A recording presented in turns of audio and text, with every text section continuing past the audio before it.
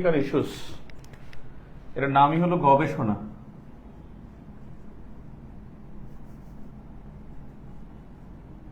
গবেষণামূলক। 15 নম্বরের 3টা কোশ্চেন থাকবে, 45 মিনিট, এবং এখানে আপনি উত্তর করার জন্য সময় পাবেন 27 marks, 7 minutes, 27 minutes per question, অর্থাৎ টোটাল আপনি এখানে 81 মিনিটস সময় পাবেন আপনার এই 15 নম্বরের 3টা কোশ্চেন দেখার জন্য। এখানে এই প্রশ্নে আসলে এটা হলো কোয়ালিটি শো অফ করতে হবে, কোয়ালিটি শো করতে হবে যে কোনো মূল্যে, এবং এখানে খুব বেসিক লেখা লিখতে হয়, বেসিক টার্মস ব্যবহার করতে হয়। এই বেসিক টার্মস ব্যবহার করবে যারা, তারা এগিয়ে যাবে। আর এখানে মানে page doesn't matter much, fact is that যে এখানে রিসেন্ট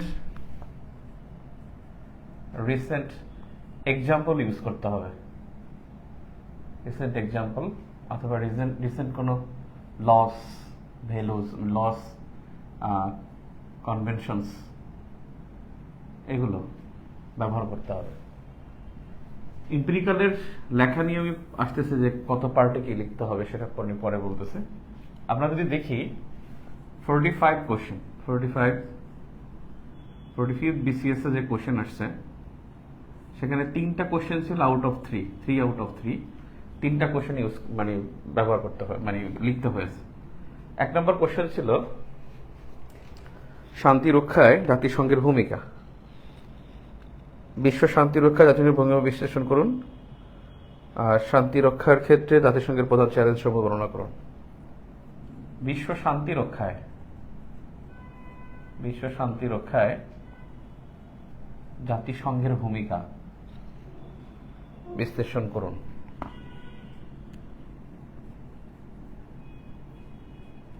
জাতিসংঘের ভূমিকা বিশ্লেষণ করুন। আর শান্তি রক্ষার ক্ষেত্রে জাতিসংঘের প্রধান চ্যালেঞ্জ সহ বর্ণনা করুন। শান্তি রক্ষার ক্ষেত্রে জাতিসংঘের প্রধান চ্যালেঞ্জ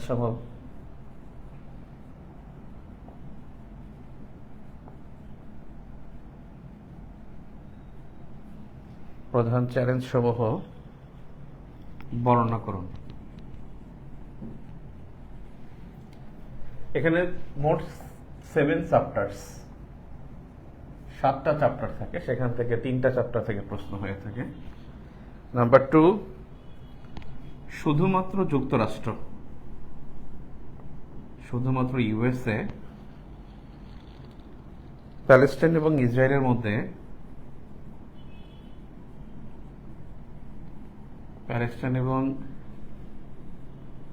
ইসরায়েলের মধ্যে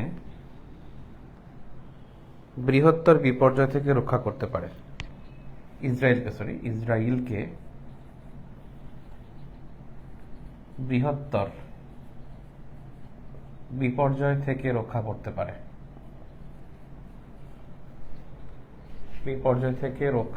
পারে,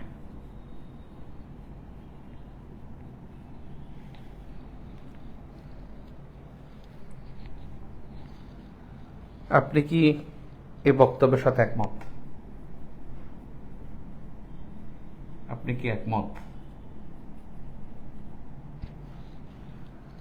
প্যালেস্টাইন ইসরায়েলের সংঘাতের টেকসই সমাধানে কি কি পদক্ষেপ নেওয়া প্রয়োজন বলে মনে করেন? এই দুই দেশের মধ্যে সংঘাত নিরসনে টেকসই সমাধান কি হতে পারে?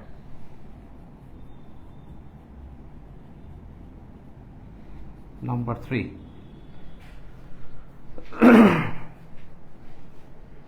প্রশ্ন নাম্বার 3,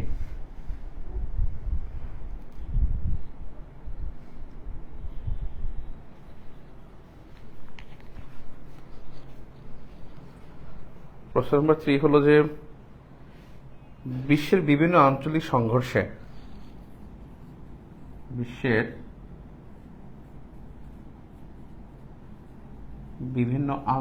সংঘর্ষে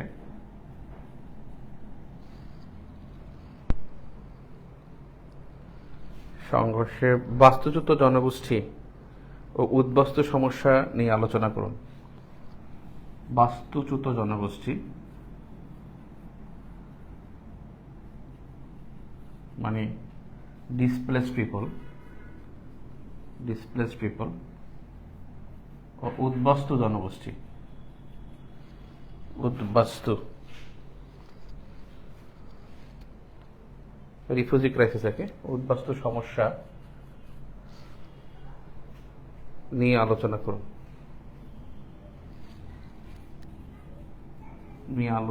করুন।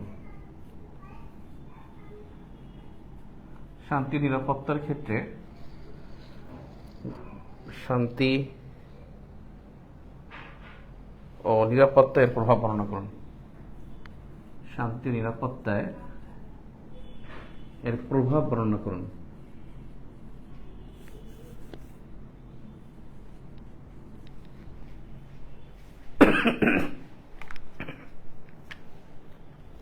ব্যাপারটা হলো যে প্রথম প্রশ্নটা হলো বিশ্ব শান্তি রক্ষায় জাতিসংঘের ভূমিকা বিশ্লেষণ করুন।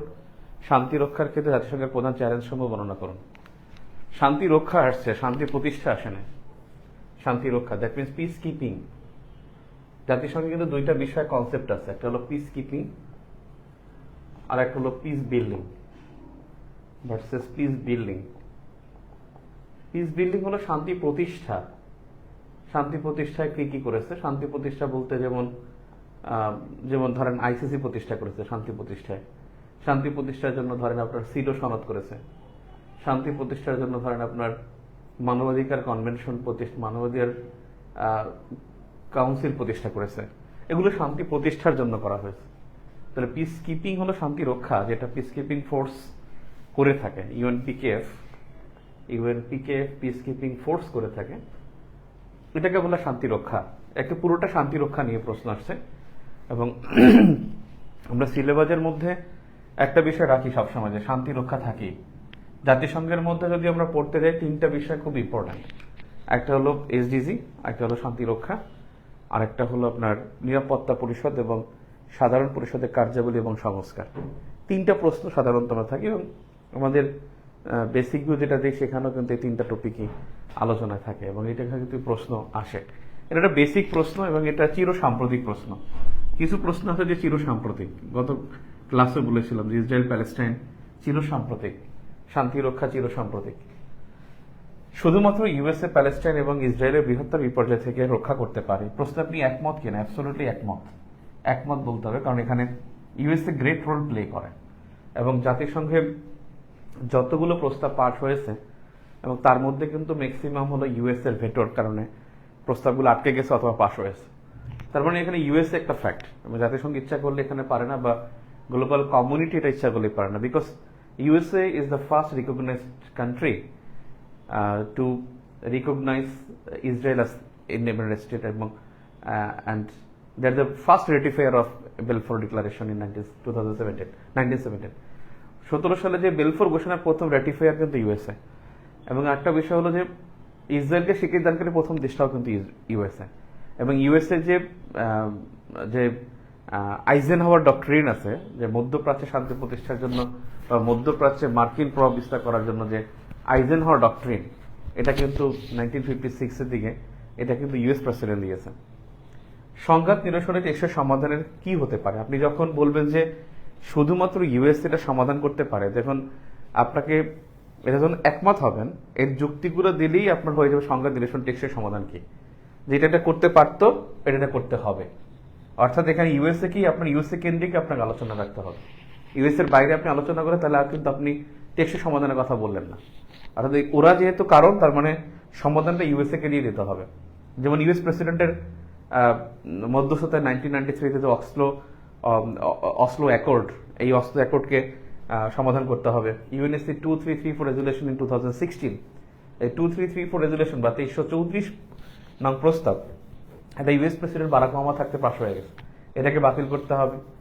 ইউএনএসসি যে 242 রেজুলেশন 1967, এই রেজুলেশনকে বাস্তবায়ন করতে যুক্তরাষ্ট্রকে এগিয়ে আসতে হবে। এই রকমের আনরোয়া, যেটা প্যালেস্টাইনে যে শরণার্থীদের জন্য যে সাহায্য কর্মসূচি সিন্স 1949, এই আনরোয়া কিন্তু পুরোপুরি 100% এখানে ডোনেট করে কিন্তু ইউএসএ। সো এইটাকে স্থগিত রেখেছে ট্রাম্প ক্ষমতা এসে 2017 থেকে, এটাকে আবার রিইনস্টল করতে হবে। অর্থাৎ বিষয়টা হচ্ছে যে ইউএসএ কেন্দ্রিক এখানে আপনার সমাধানটাকে, যেটা খুবই অ্যানালিটিক্যাল কোশ্চেন, এবং এটা কিন্তু একটা মানে কলামও লেখা আসছিল, আমরা যদি ভুল না করি, ডক্টর দেলাওয়ার হোসেন স্যার, আমার ডিপার্টমেন্টের স্যার, এবং উনি বিপিএসসির মেম্বার এবং ইন্টারন্যাশনাল রিলেশনস ঢাকা ইউনিভার্সিটির সাবেক চেয়ারম্যান, উনি কিন্তু কলামও লিখছেন এটা নিয়ে ইউএসএ কে কেন্দ্র করে। তো ওখানে জাস্ট ওই ইসরায়েল প্যালেস্টাইন ইস্যুটা, গাজা ইস্যুটা অক্টোবরে 7 তারিখ থেকে যখন অ্যারাইজ হয়, এবং পরীক্ষা ছিল নভেম্বরের 26 তারিখে, এটা চেঞ্জ করে পরবর্তীতে খুব জানুয়ারি মাসে নিয়ে আসা হয়। তো সেক্ষেত্রে হলো কি, জানুয়ারি আর ফেব্রুয়ারি মাসে নিয়ে আসা হয়, তখন আর কি এটাকে আবার করা হয়, রিভাইভ করে এই কোশ্চেনটা করা হয়।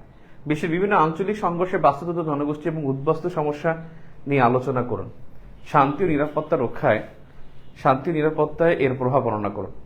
এই প্রশ্নের বেসিক্যালি যে বেসিকটা, সেটা হলো যে বাস্তুগত জনগোষ্ঠী, ডিসপ্লেসড পিপল, এবং হলো উদ্বাস্তু সমস্যা, দুটো একটু ভিন্নতা আছে। ডিসপ্লেসড পিপল যারা হলো যে শুধুমাত্র স্থান হারায়, আর কিছু হারায় না, এটা ডিসপ্লেস জনগোষ্ঠী, মানে স্থানটা হারায়। মানে একটা জিনিস হলো উদ্বাস্তু হয়, সে সবকিছু হারায়, সে বাড়ি হারায়, তার কর্মক্ষেত্র হারায়, সে তার বাসস্থান হারায়, তারপর হলো সে তার জীবিকা হারায়, তারপরে হলো তার মানে জীবিকা কর্মসংস্থান একই, জীবিকা হারায়, বাসস্থান হারায়, এবং জীবনের নিরাপত্তাও তার সমস্যা থাকে।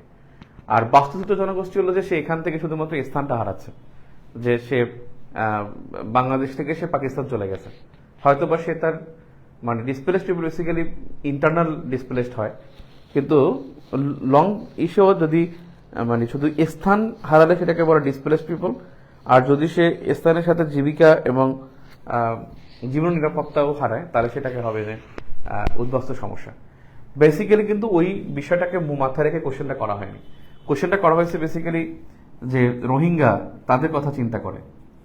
রোহিঙ্গা আপনারা দেখছেন কুকি চীনের একটা উত্থান হয়েছে ভারত, বাংলাদেশ এবং মিয়ানমারের এখানে কেএনএফ এর উত্থান, এবং এখানে মৈতৈ সম্প্রদায়, আপনারা দেখছেন মণিপুরে মৈতৈ সম্প্রদায়কে ওখানে উচ্ছেদ করা হয়, এবং সেইটার প্রেক্ষিতে প্রশ্নটা হয়েছে। হুতি বিদ্রোহী গোষ্ঠী যেটা ইয়েমেনে, তাদের একটা এখানে সিগনিফিক্যান্ট একটা রোল আছে, কারণ এই কোশ্চেনের সাথে হুতিদের একটা সম্পর্ক আছে। এরপর হলো কুর্দি সমস্যা, যেটা কুর্দিস্তানের যে তুরস্কের সিরিয়া এবং ইরানের মাঝে যে কুর্দিস্তান আছে, সেই কুর্দিস্তানের প্রেক্ষাপটও এখানে তুলে নিয়ে আসতে হবে।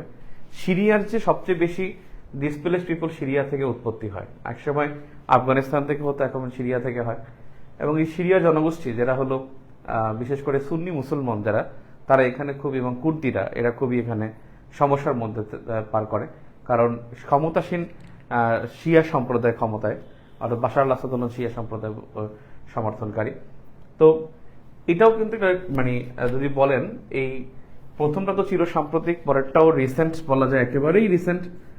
আর এটা মানে মোটামুটি রিসেন্ট সহ প্লাস একটা দীর্ঘ আলোচনা, মানে আরব বসন্ত থেকে আলোচনা করে, আরব বসন্ত থেকে আসতে হবে, তারপরে রোহিঙ্গা ক্রাইসিস থেকে আসতে হবে, এবং কাশ্মীরের মুসলমানদের এদের একটা লেখা, মানে এখানে কমপক্ষে 5 থেকে 6টা বৃহৎ জনগোষ্ঠী যারা এই বিভিন্ন আঞ্চলিক সংঘর্ষে, অর্থাৎ রিজিওনাল কনফ্লিক্টের মাধ্যমে যারা উদ্বাস্তু হয়েছে, তাদের কথা এখানে উল্লেখ করতে হবে।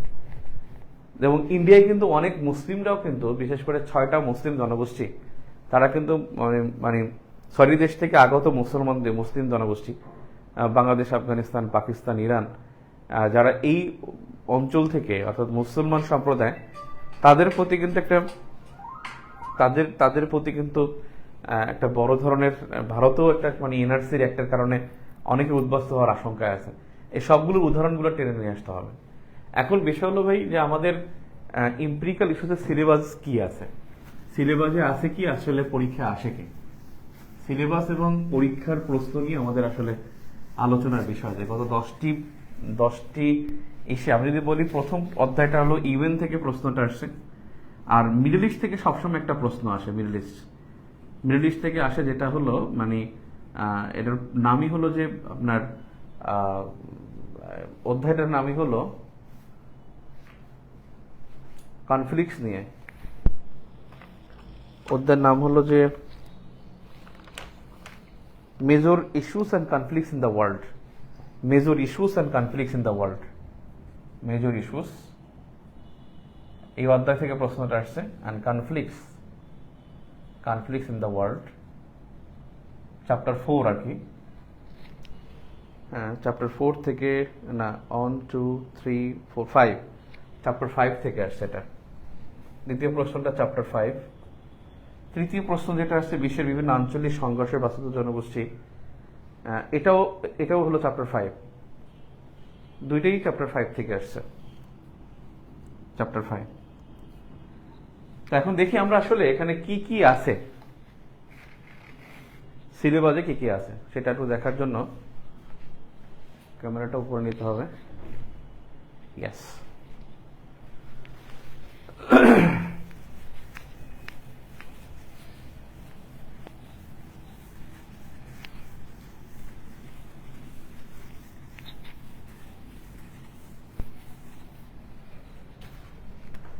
Syllabus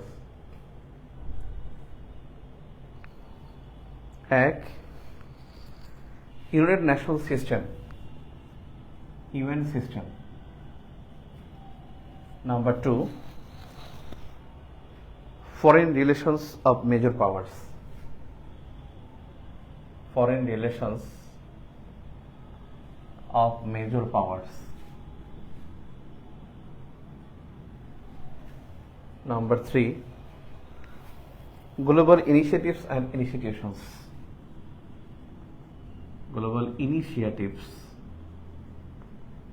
and institutions. Number 4, regional institutions,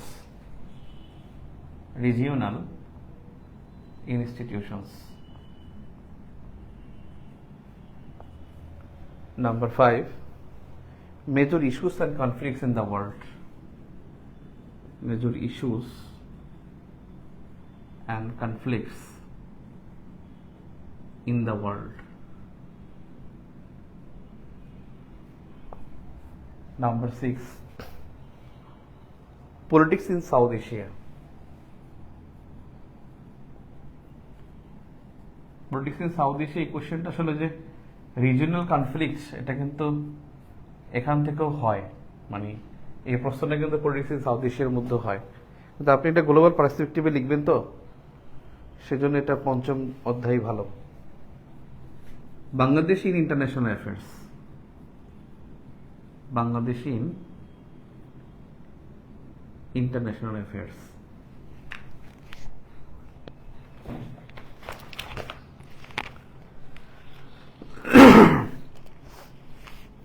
আমরা যদি দেখি পুরো সিস্টেমটা, যদি আমরা দেখি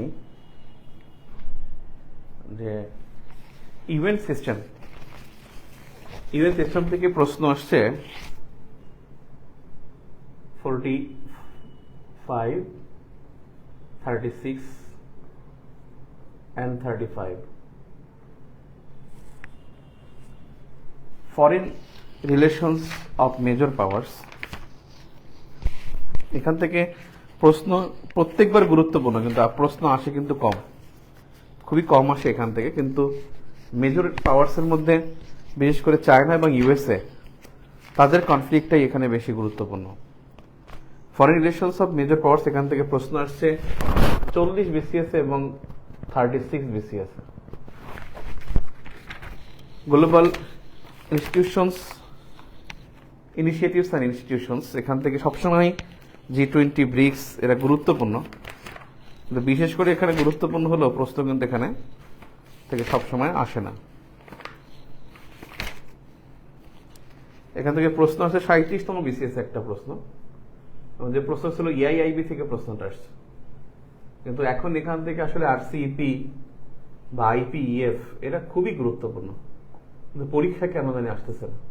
ব্রিক্স, G20, তারপর ওয়ার্ল্ড ব্যাংক, IMF এর বিকল্প হিসেবে যে NDB এবং AIIB, এটা আবারও গুরুত্বপূর্ণ। AIIB অ্যান্ড হলো NDB, এদের যে বিকল্প হিসেবে, এটাও গুরুত্বপূর্ণ, কিন্তু প্রশ্ন আসে না। রিজিওনাল ইনস্টিটিউশন, যেটা হলো বিমস, ইনস্টিটিউশন হলো সার্ক, আসিয়ান, এই বিষয়গুলো এখানে অন্তর্ভুক্ত। বেসিক্যালি রিজন ইনস্টিটিউশন থেকে প্রশ্ন আসছে কম, একবার আসছে 41st BCS এ প্রশ্নটা ছিল যে নেটোর সম্প্রসারণ থেকে প্রশ্ন আসছে, আরেকটা প্রশ্ন আসছে যে সার্ক থেকে 37তম 37। এখানে মানে অর্থনৈতিক যে ইনস্টিটিউশন, এখানে অর্থনৈতিক বিষয়গুলো তৃতীয় অধ্যায় আর রাজনৈতিক ইস্যুগুলো হলো চতুর্থ অধ্যায়, এবং সার্ক, আসিয়ান এগুলো কিন্তু এর অন্তর্ভুক্ত, ন্যাটো। আর মেজর ইস্যুস অ্যান্ড কনফ্লিক্টস এখান থেকে 44, 43, 41, 40, 38, 37, 36, 35 অল টাইম এখান থেকে প্রশ্ন আসছে, অল BCS 45 to 35, 9টা রিটেন হয়েছে, 9টা রিটেনই এখান থেকে প্রশ্ন আসছে। এবং এটা খুব ইম্পর্ট্যান্ট, এবং এখানে আমরা খুব সিলেক্টিভ কিছু টপিক পড়ি, নাম্বার 5, চ্যাপ্টার 5। এটা খুবই মানে মানে আসল পড়াটাই হলো এখানে ইন্টারন্যাশনাল অ্যাফেয়ার্সের এমপিরিক্যাল ইস্যুসের মধ্যে সবচেয়ে মজার বিষয় হলো এটা। আর সবচেয়ে গুরুত্বপূর্ণ আরেকটা অধ্যায় আছে যেখানে 45 BCS সাউথ এশিয়ান অ্যাফেয়ার্সে 44th to 35 BCS প্রত্যেকবার আসছে, অলওয়েজ, এক্সেপ্ট 45 BCS এ কিন্তু লাস্টের বাস্তুসূত্র যেটা, এটা রোহিঙ্গা থেকে শুরু করতে হবে। এটা সাউথ এশিয়ান অ্যাফেয়ার্স পড়লে ওখান থেকে উত্তর করা যায়, মানে এটা পড়ে গেলে ওখান থেকে উত্তর করে আসা যাবে। এবার প্রশ্ন হলো যে Bangladesh international affairs, Bangladesh international affairs এই যে এটা বেসিক্যালি 43rd BCS এ আসছে, 43rd, 41, 40, 38, 37 এ আসে নাই, 35 আসছে। এখান থেকে 5বার পরীক্ষা আসছে। এখন আপনি বুঝতেই পারছেন যে এখানে কোন অধ্যায়গুলো বেশি গুরুত্বপূর্ণ। যদি বলেন এখানে এই 5, 6, 7 এই 3টা অধ্যায় কিন্তু বেশি ইম্পর্ট্যান্ট। 5, 6, 7 3টা অধ্যায় ভালো করে পড়ে গেলে, এরপরে যদি বলেন এই 3টা স্টারের পরে যদি বলেন এটা 2 স্টার, 2 স্টার, 1 এবং 2, এই দুটো থেকে কিন্তু কোশ্চেন খুবই কম আসে। যখন বেশি কোশ্চেন আসতো তখনকার সময় এই প্রশ্নগুলো মানে ওই দুইটা অধ্যায়ের গুরুত্ব একটু ছিল।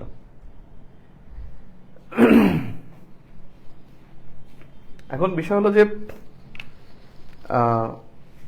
আসলে এরিয়াটা কি, পড়ার এরিয়া হলো যারা বুদ্ধিমান তারা এখান থেকে শুরু করে, এরপরে এখান থেকে আসে, অর্থাৎ 5, 6, 7 পরে তারপর এখান থেকে আসে।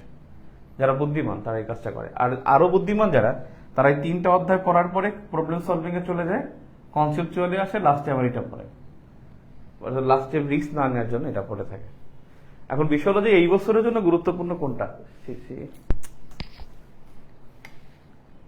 এই বছরের জন্য আসলে গুরুত্বপূর্ণ কোনটা, এই বছরের জন্য যদি বলেন অর্থাৎ 46 BCS, I think not more than মানে এক্সিড করবে না সেপ্টেম্বরের 30 এর মধ্যে পরীক্ষা হবে। আমার মনে হয় না যে সেপ্টেম্বর 30 এক্সিড করবে। এটা 31st, যেহেতু কালকে রেজাল্ট হওয়ার সম্ভাবনা খুবই বেশি, আগামীকালকে মিটিং আছে, আগামীকালকে রেজাল্ট হওয়ার সম্ভাবনা খুবই বেশি। কাজ সবই শেষ, শুধু কয়েকজন টিকাবে, জাস্ট একটা ক্লিক করে নিয়ে যাবে। তো আগামীকালকে হয়তো রেজাল্ট হতে পারে, সম্ভাবনা আছে, সম্ভাবনা আই থিঙ্ক অনেক সম্ভাবনা আছে, যতটুকু আমার কাছে ইনফরমেশন আছে। নয়তো এটা হয়তো 13 তারিখ হবে, রবিবার হবে। তো বিষয় হলো যদি কালকে রেজাল্ট হয় তাহলে আমার মনে হয় না যে 100 দিনের উপরে সময় দেবে।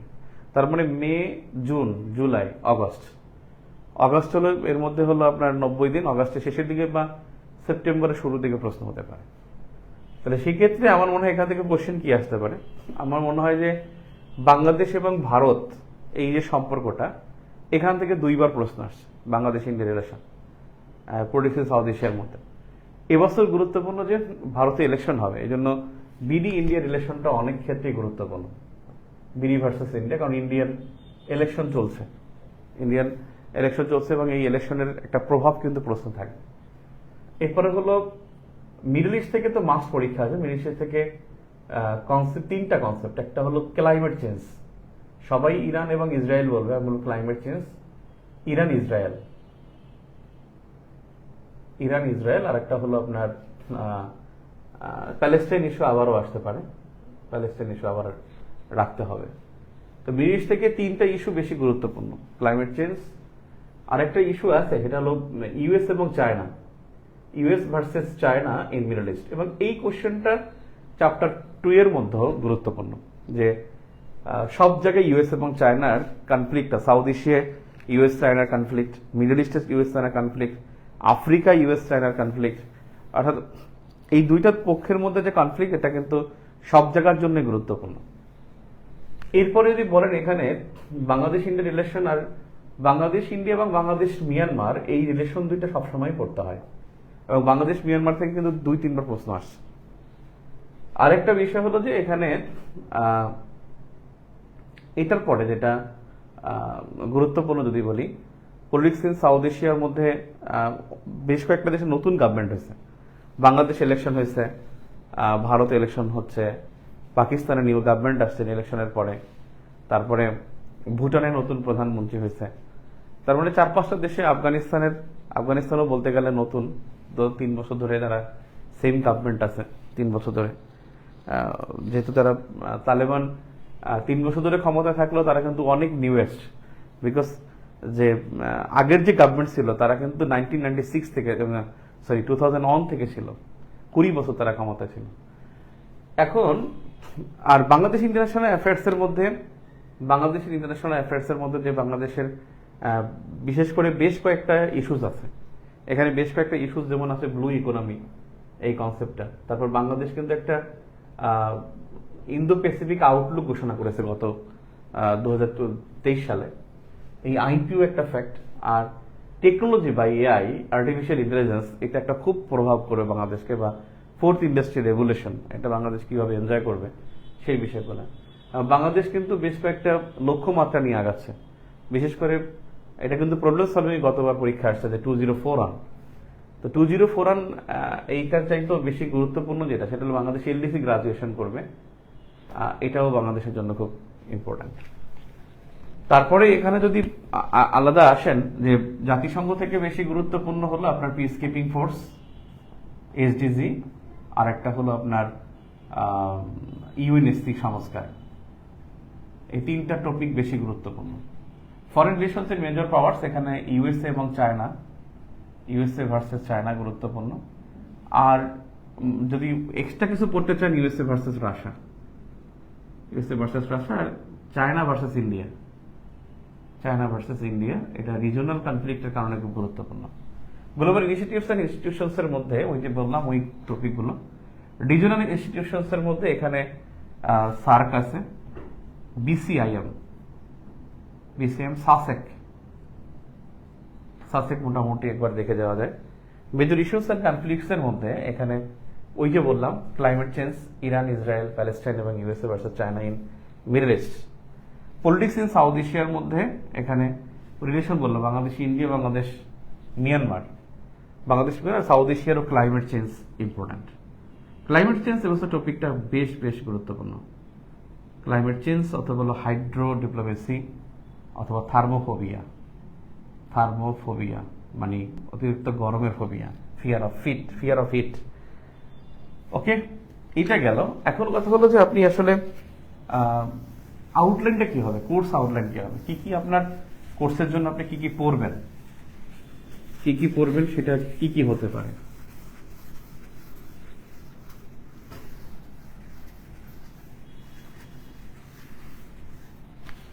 Course outline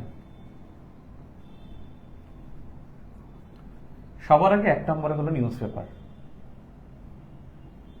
paper and এডিটোরিয়ালস।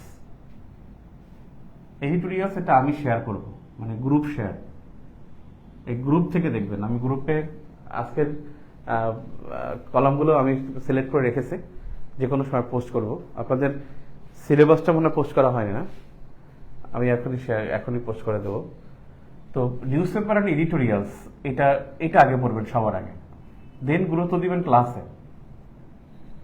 এডিটোরিয়ালস R news paper দেন হলো ক্লাস। ক্লাস নাম্বার 3 এক্সাম দিবেন। এখানে যত পারেন এক্সাম কোশ্চেন অ্যানালাইসিস করবেন, এক্সাম দিতে হবে। এবং এক্সামের এক্সপ্লানেশন, আমি কিন্তু এক্সপ্লানেশন আপনাদের গ্রুপে নেব, তবে পরীক্ষায় কিন্তু আমি পরীক্ষা গ্রুপে আপনারা যারা আছেন, যারা 46 দিবেন, আবার রেজাল্টের পরপর আমার পরীক্ষা হবে। ওই পরীক্ষার সিলেবাস আমার দেওয়া আছে আপনাদের কোর্স আউটলাইনের মধ্যে, ওটা শেষ করে একটার পর একটা শেষ করে আমরা পরীক্ষা নেব। নাম্বার 4 হলো basic view. Basic view extra যদি আর কোনো বই আপনাদের লাগে, ইউনিক আছে বা অন্য কোনো বই আছে যেটা আপনারা পড়তে চান সেটা পড়বেন। এখন গবেষণামূলক এই প্রশ্নের উত্তরটা কি, উত্তর ক্রাইটেরিয়া কিভাবে হবে? উত্তর ক্রাইটেরিয়া কি হবে কোর্স আউটলাইনের মধ্যে আবার বুঝে নেন। এক্সাম এন্ড এক্সপ্লানেশন খুবই ইম্পর্ট্যান্ট। আমি এক্সাম নিলে এক্সামের আমি কি উত্তর কিভাবে হবে সেটার একটা শর্ট একটা ডিসক্রিপশন দিই, ওই ডিসক্রিপশনটা আপনার লাগবে। এরপরে আসি আসলে এমপিরিক্যালে আপনি কিভাবে উত্তর করবেন।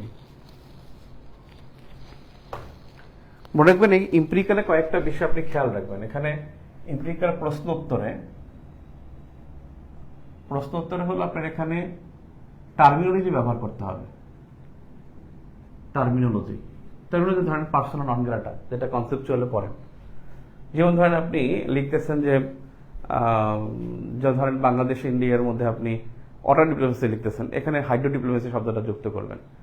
আপনি ধরেন এনার্জি নিয়ে লিখতেছেন, সেখানে সফট এনার্জি, হার্ড এনার্জি শব্দগুলো ব্যবহার করবেন। এবং এখানে একটা কি কয় টার্মিনোলজি ব্যবহার। নাম্বার 2 হলো বাংলায় যারা লিখবেন, বাংলার পাশাপাশি ব্রাকেটে ইংলিশ টার্ম ব্যবহার। যেমন আপনি বলতে পারেন যে এটা বলতে পারেন যে সহাবস্থান, শান্তিপূর্ণ সহাবস্থান নিষিদ্ধ করা। আপনি এখানে বলতে পারেন ছোট করে লিখবেন পিসফুল কোএক্সিস্টেন্স।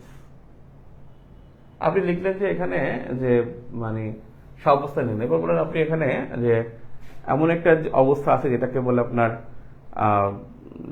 আপনার স্থগিতাদেশ আছে, যেটাকে আপনি বলতে পারেন স্ট্যাটাস কো। মানে এই যে মানে টার্মগুলো, সেগুলো ব্র্যাকেটে লিখলে নাম্বার খুবই বাড়বে। নাম্বার 3 এখানে উদাহরণ থাকবে। আমি আবারও আগের কথাগুলো আবার এখানে যুক্ত করি। এখানে উদাহরণ থাকবে। এখানে হলো যে অ্যাজ এ ডিপ্লোম্যাট আপনি লিখবেন, অ্যাজ এ ডিপ্লোম্যাট লিখতে হবে। এখন একজন ডিপ্লোম্যাট কি চায়? একজন ডিপ্লোম্যাটের হলো প্রথমত সে হলো ওয়ার চায় না, কখনো যুদ্ধ বা সংঘাত চায় না। একজন ডিপ্লোম্যাট সবসময় পিস চায়, শান্তি চায়। একজন ডিপ্লোম্যাট তিনি সবসময় যুদ্ধ বন্ধ চায়, শান্তি চায়, আর একটা হলো বিডি স্বার্থ চায়, বাংলাদেশের স্বার্থ চায়।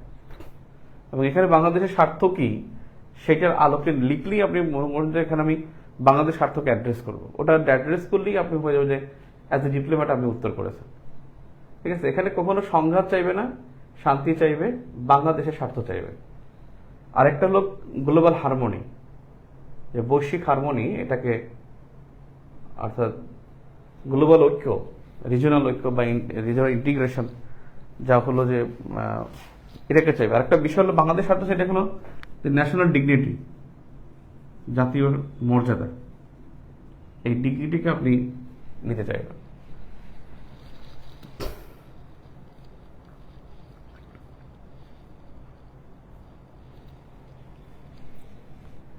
নাম্বার 5 এখানে আপনার বেসিক লিখতে হবে, যেটা কনসেপচুয়ালে বলছিলাম। বেসিক লিখতেই হবে। যে প্রশ্নের মধ্যে যেমন দেখেন, আপনি ইসরায়েল প্যালেস্টাইন সম্পর্কে লিখছেন যে শান্তি প্রতিষ্ঠার জন্য।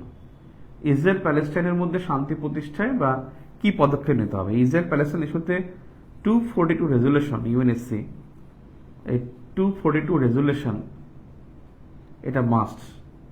না লিখলে আসলে কোশ্চেনের স্ট্যান্ডার্ড হারাবে। ইসরায়েল প্যালেস্টাইনের মধ্যে ইস্যুতে এটা না থাকলে মানে কোশ্চেনের মর্যাদা হারাবে। আপনি যদি শান্তি রক্ষার প্রশ্ন লেখেন, শান্তি রক্ষার চ্যালেঞ্জগুলো কি কি? এই শান্তি রক্ষার চ্যালেঞ্জগুলোর মধ্যে সবচেয়ে গুরুত্ব হলো যে এখানে আর্থিক যে একটা বৈষম্য, আর্থিক বৈষম্য এটা সবচেয়ে বড় প্রবলেম। আর্থিক বৈষম্যটা কি? সেটা হলো যে শান্তিরক্ষা যে সংস্থা আছে, পিসকিপিং ফোর্স আছে, এই ফোর্সে ইউএসএ 22% চাঁদা দেয়, 27% সরি, পিসকিপিং এ 27% চাঁদা দেয় ইউএসএ, জাতিসংঘে 22%। আলটিমেটলি ইউএসএ যখন 27% এখানে চাঁদা দিবে, তখন এই শান্তিরক্ষায় ইউএসএর ইনফ্লুয়েন্স অবশ্যই থাকবে। তাহলে এইটা একটা বড় একটা চ্যালেঞ্জ। এখন এই চ্যালেঞ্জের মধ্যে অনেক কিছু লিখছেন আপনি, যে সৈন্য সংখ্যা পান না, তারপরে হলো অপারেশন হয় না, জাতিসংঘ নিরাপত্তা পরিষদের একছত্রাধিপত্য, এসব অনেক কথাবার্তা লিখছেন, কিন্তু কথাবার্তার মধ্যে আপনার ইউএস এর কথাবার্তা না থাকলে এখানে আসলে উত্তরটা থাকে না। তারপরে হলো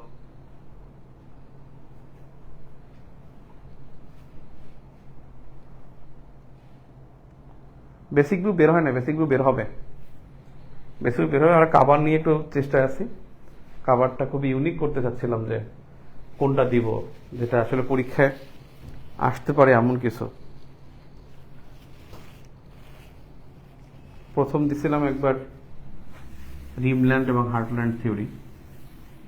থিওরিতে তো এটা বেশি গুরুত্বপূর্ণ, যে গ্লোবাল ইস্যুসগুলো,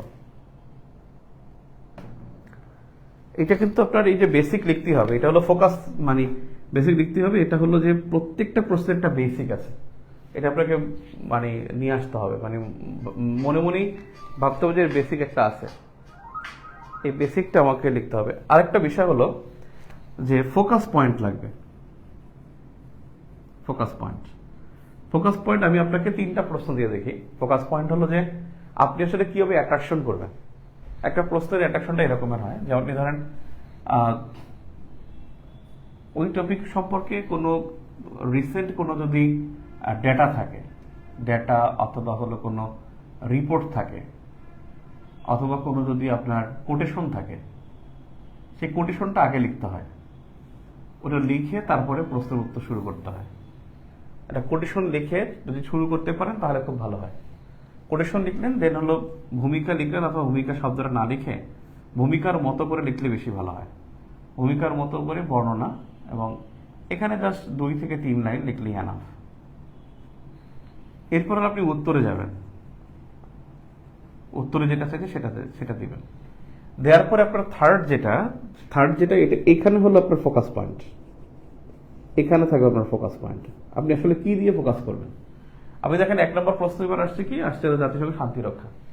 এখন ইভেন পিসকিপিং এর যে ভূমিকা, এই ভূমিকার মধ্যে যেটা সবচেয়ে গুরুত্বপূর্ণ, যে জাতিসংঘের শান্তিরক্ষীর ভূমিকাগুলো কি আসলে তারা কি ভূমিকা রাখছে। সেখানে এই যে পিসকিপিং ফোর্সের, তাদের কিন্তু একটা ফ্ল্যাগ আছে, পিসকিপিং ফোর্সের একটা ফ্ল্যাগ আছে। এই ফ্ল্যাগটা দিতে পারলে সুন্দর হয়। পিসকিপিং এর ফ্ল্যাগ হলো কেমন? ফ্ল্যাগটা হলো এই যে এরকমেরই, জাতিসংঘের পতাকা, আর দেখবেন এখানে তারকা থাকে, ছোট ছোট তারকা। দেখে নিন, আমার ভুল হতে পারে। এই জাতিসংঘের পতাকা, এটা আঁকতে পেন্সিল দিয়ে আঁকতে আমি বললাম সর্বোচ্চ 3 থেকে 4 মিনিট লাগবে। আপনার যখন এই পিসকিপিং এর ফ্ল্যাগটা দেখবে, তখন আলটিমেটলি আপনার কিন্তু, বা জাতিসংঘ থেকে যে কোনো প্রশ্নে এই ফ্ল্যাগটা দেওয়া যায়, জাতিসংঘের পতাকাটা দেওয়া যায়। পিসকিপিং এর ফ্ল্যাগ না দিলেও জাতিসংঘের ফ্ল্যাগ কিন্তু এটাই, স্টার ছাড়া দিলে জাতিসংঘের পতাকা হয়ে যাবে। এবং এটা যদি কেউ দেয় তাহলে বোঝা যাবে যে এটা জাতিসংঘের একটা বিষয়কে সে মানে পতাকাকে বুঝিয়েছে। এই ফোকাস পয়েন্টটা দেওয়ার পরে বেসিক জিনিসটা লিখতে হবে। বেসিক জিনিসটা যে জাতিসংঘের শান্তিরক্ষী যে পিসকিপিং ফোর্স, এটা আসলে গঠিত হয়েছে 1948 সালে আরব ইসরায়েল যুদ্ধের প্রেক্ষাপটে। এবং এই পিসকিপিং ফোর্সে যারা ভূমিকা রাখে, তাদের জন্য শান্তিরক্ষার ভূমিকা রাখে, তাদের একটা দ্যাগ হেমার্শাল পদক দেওয়া হয়। এই দ্যাগ হেমার্শাল পদকটা দিলে এটা খুব একটা মানে খুবই কার্যকর একটা কথা বললেন। দ্যাগ হেমার্শাল পদক দেওয়া হয়, এবং এই পর্যন্ত এতজন দ্যাগ হেমার্শাল পদক পেয়েছে বাংলাদেশিরা, এমন বাংলাদেশে এখানে সর্বশীর্ষ দেশের মধ্যে রয়েছে। এবং কোন কোন দেশ থেকে কতজন, বিশেষ করে এটা সবসময় জেনে রাখবেন, 1, 2, 3, 4 4টা দেশের, শীর্ষ 4টা দেশের শান্তিরক্ষী সংস্থা এবং তারিখ সহ একটা ডেটা আপনার খাতায় লেখা থাকে। আপনি হয়তো পরীক্ষা দিবেন সেপ্টেম্বরে, আপনি এখন লিখে রাখেন, এখনকার ডেট দিয়ে আপনি প্রেজেন্ট করেন, সমস্যা নেই। তখন হয়তো বা চেঞ্জ হয়ে গেছে, কিন্তু আপনি যেই সময় ডাটা দিবেন সেই সময় তারিখটা লিখলে কোনো প্রবলেম নাই। এরপর লাস্টে ফিনিশিং, লাস্টে হবে ফিনিশিং। আবার পতাকা কি দেখতে পারছেন? একটা মনে দেখতে পারেন না, এই যে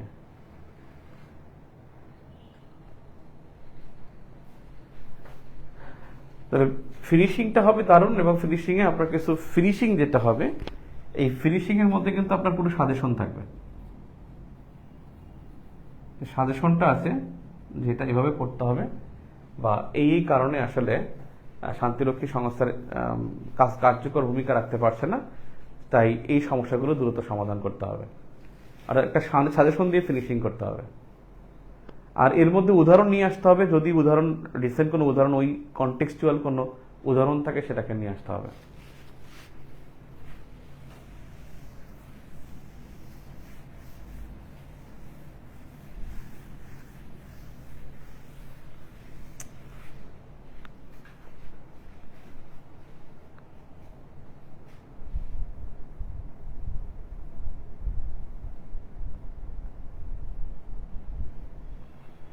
এবারে দেখি প্রবলেম সলভিং।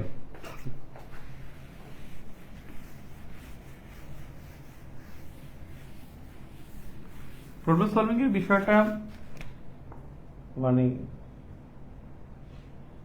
খুবই বিরক্তিকর একটা বিষয়। বিরক্তিকর একটা বিষয় হলো যে এখানে কোনটা যে আসে এটা কেউ বলতে পারে না।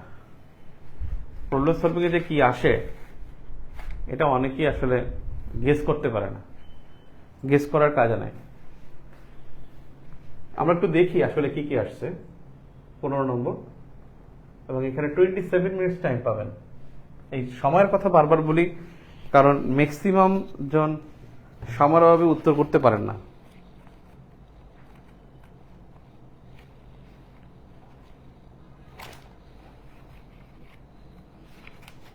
দেখি এখান থেকে কি কি আসছে এ পর্যন্ত। 9টা বিসিএস এ কি কি ইস্যু আসছে।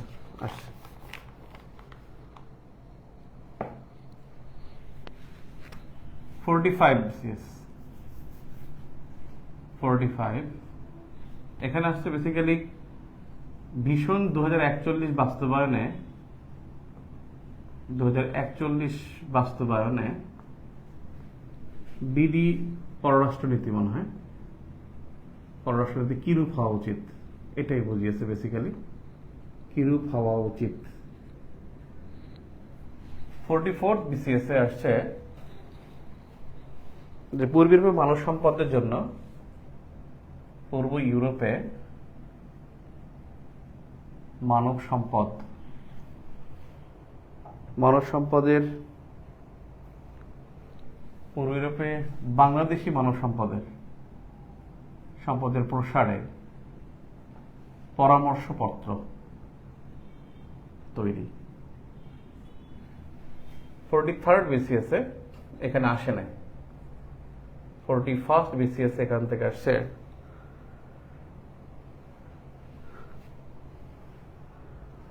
যে আসামে বাংলাদেশিদের, আসামে এনআরসি সমস্যার নীতিপত্র তৈরিকরণ, সমস্যার সমাধানে নীতিপত্র বা পলিসি পেপার তৈরি। 40 বিসিএস এ প্রশ্ন আসছে যে রোহিঙ্গা সমস্যা সমাধান নীতিপত্র, রোহিঙ্গা সমস্যা সমাধানে নীতিপত্র। 38 বিসিএস এ আসছে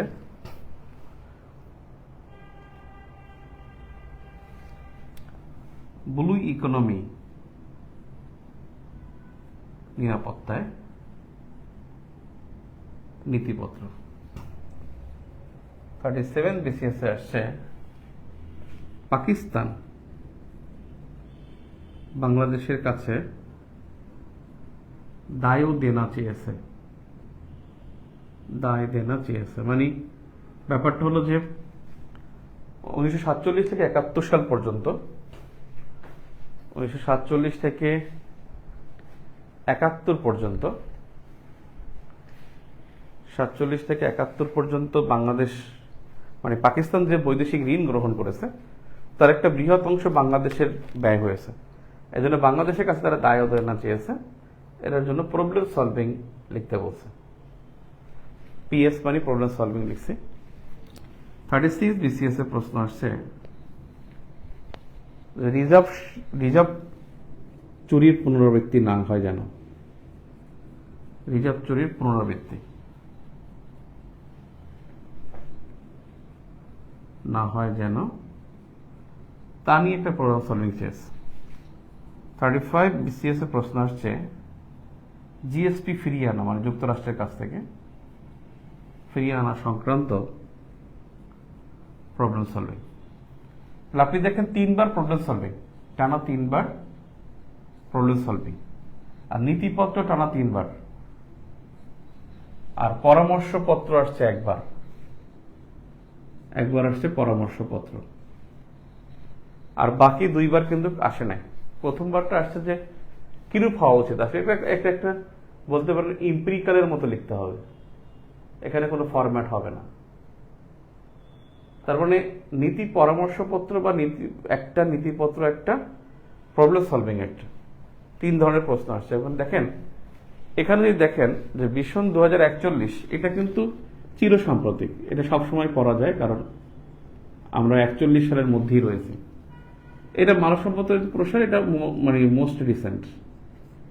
আসাম এনআরসি সমস্যা, এটা 2 বছর আগের, 2 বছর আগের রিসেন্ট। যেমন এই বছর রিসেন্ট আপনার 46 আসলো, 7 আসলো। রোহিঙ্গা সমস্যা এটা চিরসাম্প্রতিক, রোহিঙ্গা হলো চিরসাম্প্রতিক, আগামী কয়েকশো বছর থাকে কিনা আল্লাহ জানে। ব্লু ইকোনমিটা মানে চিরসাম্প্রতিক বাংলাদেশের ইস্যু, এটা একেবারে মোস্ট রিসেন্ট ছিল। পাকিস্তানের ইস্যুটা মোস্ট রিসেন্ট। রিজার্ভ চুরি এটা মোস্ট রিসেন্ট ছিল, 2016 সালে রিজার্ভ চুরি হয়েছে ফেব্রুয়ারি মাসে, আর পরীক্ষাটা হয়েছে 2016 সালের সেপ্টেম্বর মাসে। 35তম পরীক্ষা হয়েছে 2015 সালের সেপ্টেম্বরে, আর এই জিএসটি বন্ধ করছে 2013 সালের জুনে, আলোচনায় ছিল, এটাও রিসেন্ট ছিল। তার মানে রিসেন্ট ইস্যু এখান থেকে আসে, problem solving a recent issue আসে। এবং এটার জন্য আসলে আমরা কি পড়ব, মানে আমাদের আসলে ফরম্যাটটা মনে রাখতে হবে যে কোন ফরম্যাট বা কোন স্ট্রাকচারটা আমাদের মনে রাখতে হবে। স্ট্রাকচার মনে রেখে তারপর আমরা প্রশ্নগুলো জাস্ট অ্যারেঞ্জ করে দেব। প্রিপারেশন নিব আমরা ধুমায়া, মানে টপিকগুলোর প্রিপারেশন নেব, কিন্তু ফরম্যাটে ফেলাই দেবো, যেই ফরম্যাটে পুরো প্রশ্নটা আসে।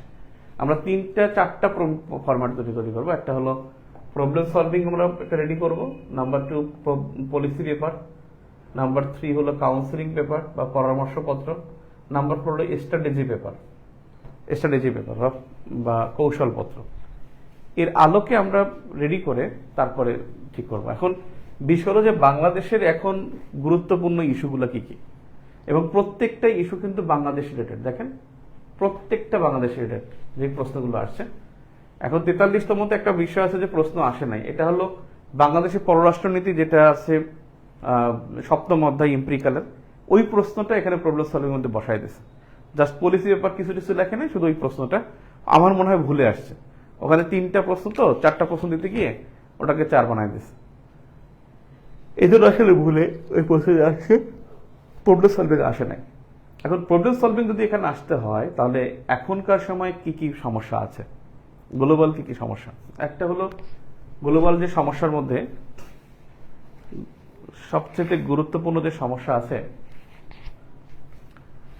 যে বর্তমানে বাংলাদেশের জন্য বিড়ি সমস্যা। একটা সমস্যা হলো যে number 1 Jio strategical conflict. Jio strategical conflict এটা হলো বাংলাদেশের ভূ রাজনৈতিক বা ভূ কৌশলগত কিছু সমস্যা আছে। এখানে চায়না আসতে চায়, এখানে ইউএসএ আসতে চায়, ইন্ডিয়া এখানে ইন্টারফেয়ার করতে চায়, বিশ্ব ব্যাংক ইন্টারফেয়ার করতে চায়। এই জিও স্ট্র্যাটেজিক্যাল একটা কনফ্লিক্ট, এটা বাংলাদেশকে বেশ ভোগায়। এরপর হলো হাইড্রো ডিপ্লোমেসি, অর্থাৎ আমাদের যে ওয়াটার শেয়ারিং বিষয়টা, এই হাইড্রো ডিপ্লোমেসি বা ওয়াটার শেয়ারিং, এটা নিয়ে একটা প্রবলেম হচ্ছে। ওয়াটার না থাকার কারণে পানি যখন কমে গেছে তখনই আসলে এখানে তাপমাত্রা বেড়ে গেছে। তো বিষয় হলো যে এই হাইড্রো ডিপ্লোমেসিটা বাংলাদেশের জন্য খুব জরুরি। নাম্বার 3 হলো ক্লাইমেট ডিপ্লোমেসি, যে আমরা জলবায়ু ক্ষতিপূরণ তহবিল অর্থাৎ জিসিএফ, গ্রিন ক্লাইমেট ফান্ড, এই গ্রিন ক্লাইমেট ফান্ড থেকে অর্থ আদায়। আমরা $1,000 কোটি পাই, কিন্তু জাতিসংঘ আমাদেরকে দিচ্ছে না। জাতিসংঘ দিবে হলো উন্নত বিশ্বের কাছ থেকে এনে, উন্নত বিশ্ব শোধ না করলে সে পাবে কোথায়? সেক্ষেত্রে উন্নত বিশ্বের সাথে কি ভূমিকা রাখতে হবে সেটা এখানে লিখতে হবে। নাম্বার 4, বাংলাদেশের জন্য একটা গুরুত্বপূর্ণ সমস্যা হলো যে এলডিসি গ্রাজুয়েশন করব আমরা। এই এলডিসি গ্রাজুয়েশন করলেই আমাদের কিন্তু খরচ বেড়ে যাবে। কালকে যে ক্লাসটা বললাম, আমাদের জিএসটি সুবিধা পাবো না, সফট লোন পাবো না, কপিরাইট সুবিধা পাবো না। আমাদের প্রচুর পরিমাণ, যেমন এখন ফেসবুক ইনস্টল করি, ইচ্ছা মতো ইনস্টল করি, ডিলিট করি। 2026 সাল আসলে ফেসবুক ইনস্টল করতেও টাকা লাগবে, তখন আমাদেরকে পেইড করে তারপরে চালাতে হবে, because then we will be the developing, মানে সিটিজেন অফ ডেভেলপিং নেশন। আমরা তখন আর এই এলডিসি মুক্ত দেশের মতো গরিব না, সেটা করতে পারবো না। নাম্বার 5 যেটা বাংলাদেশের জন্য চ্যালেঞ্জ, যেটা এই যে চ্যালেঞ্জগুলো হলো যে এসডিজি আদায়, তারপর 2041 স্মার্ট বাংলাদেশ, এগুলো অর্জন করতে হলে বাংলাদেশকে বেশ কিছু চ্যালেঞ্জের মোকাবেলা হতে হবে। এই চ্যালেঞ্জ মোকাবেলার জন্য কি কি কূটনীতি গ্রহণ করতে হতে পারে? এসডিজি 2041 স্মার্ট বাংলাদেশের মতো চ্যালেঞ্জ মোকাবেলায় করণীয় বা চ্যালেঞ্জ মোকাবেলা বাংলাদেশের আসলে কি ধরনের পরিকল্পনা গ্রহণ করা উচিত, সেই ইস্যুটা। এখন এই ইস্যুগুলো তো আপনি পড়তেছেন, এবং যদি ইন্ডিয়াতে নতুন গভর্নমেন্ট আসে, নিউ গভর্নমেন্ট যদি আসে, অর্থাৎ মোদী সরকার যদি না হয়, কংগ্রেস সরকার বন্য কেউ যদি ক্ষমতায় আসবে না মনে হয় যে অবস্থা দেখি, যদি তারা আসে তাহলে তখন এই নিউ গভর্নমেন্টের সাথে ডিপ্লোমেসি কি হবে, তখন এই প্রশ্নটাই সবচেয়ে বেশি ইম্পর্টেন্ট হয়ে যাবে। আমাদের একটা জিনিস হলো ম্যান পাওয়ার, আমাদের জনশক্তি রপ্তানি করতে হচ্ছে, অ্যাট দ্য সেম টাইম আমাদের কিন্তু মেধাও কিন্তু সংরক্ষণ করতে হচ্ছে। আবার অপরদিকে হলো আমাদের কিন্তু শ্রমিকরা বিদেশে যাচ্ছে, তারা কিন্তু লাশ হয়ে ফেরত আসতেছে, এবং যারা ফেরত আসতেছে তাদের ম্যাক্সিমাম বয়স 40 থেকে 56 বছর, এবং তাদের যে মৃত্যু হার, এই যে পরিমাণ লাশ আসে তাদের বেশিরভাগ, অর্থাৎ more than 40%, they are in 40 to 56 aged people, এবং দেয়ার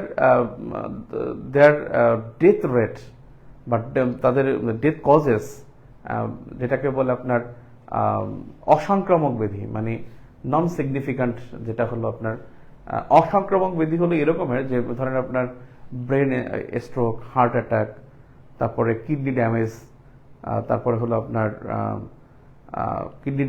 তারপরে হার্ট অ্যাটাক, স্ট্রোক, এই সমস্ত রোগগুলো বেশি, লিভার সিরোসিস, যেগুলো অসংক্রামক ব্যাধি, মানে তারা বেসিক্যালি সংক্রামক ব্যাধিতে আক্রান্ত না, অসংক্রামক ব্যাধিতে আক্রান্ত, তারা কিন্তু এইসব কারণে যে মারা যাচ্ছে, এবং তাদের হলো যে এডিটারেসি, তারা জানে না যে বিদেশে গেলে কি পরিমাণ কাজ করতে হবে, কোথায় কাজ করতে হবে, কর্মঘণ্টা কি, বিনোদন কি, তাদের বেতন কি, তারা দেশ থেকে লোন করে নিয়ে যায়, মনে করে বিদেশ গেলেই টাকা, এবং তাদের প্রচুর পরিমাণে কাজ করতে হয়, 12-14 ঘন্টা কাজ করতে হয়, হাই টেম্পারেচার থাকে, ওয়েদার সম্পর্কে জানে না, সে দেশের বিনোদন সম্পর্কে জানে না, তখন আলটিমেটলি কি হয়, সে আলটিমেটলি এখান থেকে সে লাশ হয়ে ফেরত আসে, এবং এই লাশের সংখ্যাটা খুব বেশি, এবং এখানে নারী শ্রমিকরা তারা খুবই মানে হ্যারাসমেন্টের শিকার হয়।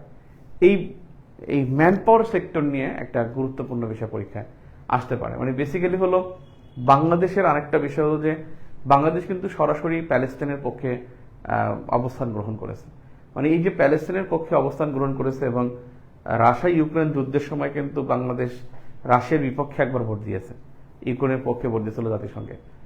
তার মানে এইবারও প্রধানমন্ত্রী শেখ হাসিনা যে গ্লোবাল যে সিকিউরিটি সামিট হয়েছে ফেব্রুয়ারি মাসে Munich security summit in Germany 2024, সেখানে কিন্তু প্রধানমন্ত্রী এখানে 6 পয়েন্টস বা 6 দফা উত্থাপন করেছে।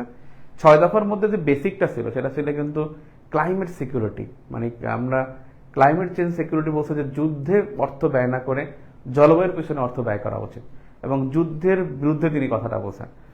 এখন বিষয় হলো যে এই গ্লোবাল যে মানে হাই পাওয়ারফুল কান্ট্রিজ, প্যালেস্টাইনের পক্ষে আপনি অবস্থান নিয়েছেন, এখানে কিন্তু আপনি ইউএসএ বিপক্ষে চলে গেছেন, এবং বাংলাদেশ কিন্তু রাশিয়া ইউক্রেন যুদ্ধের সময় যে বলছিল যে গ্লোবাল যে ফুড ক্রাইসিস, গ্লোবাল যে ডলার ক্রাইসিস, গ্লোবাল যে এনার্জি ক্রাইসিস, এর জন্য কিন্তু আসলে বেসিক্যালি দায়ী হলো রাশিয়ার এই ইনভেশন, অর্থাৎ রাশিয়া যে মানে অনধিকার চর্চা করে যে মানে ইউক্রেনকে দখল করেছে, ইউক্রেনের দোনেক্স এবং লেহেনাসকে দখল করতে গেছে, এই যে মানে আক্রমণ, এটা আসলে দরিদ্র বিশ্বকে ভাবায়, এবং সে কিন্তু আলটিমেটলি ইউক্রেনকে সমর্থন করেছিল, মানে আমাদের প্রধানমন্ত্রী।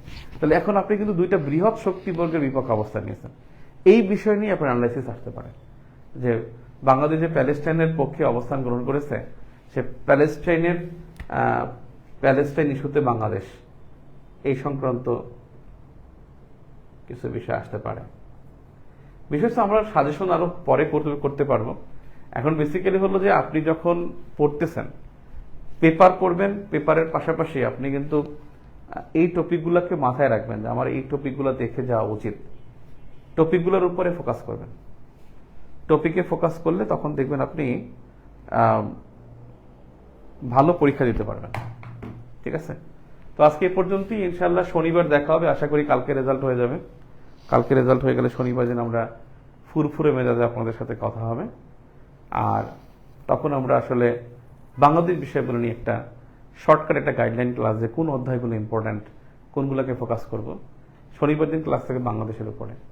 ঠিক আছে, আজকে এ পর্যন্তই।